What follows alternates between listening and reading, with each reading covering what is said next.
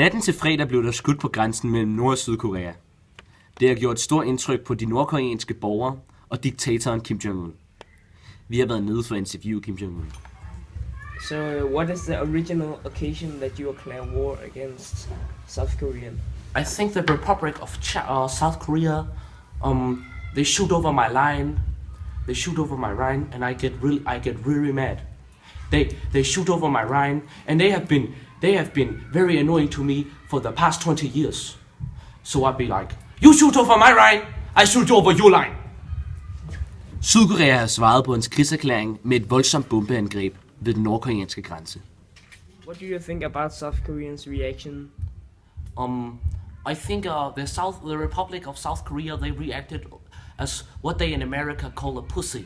They surrendered immediately, and they made the Gangnam Style guy. They made him make a song about me bombing their line. Tak til Kim Jong-un for at være med i denne eksklusive af vores ikke så populære show. Husk at se med næste gang, når vi demonstrerer, hvordan jøderne bliver gasset.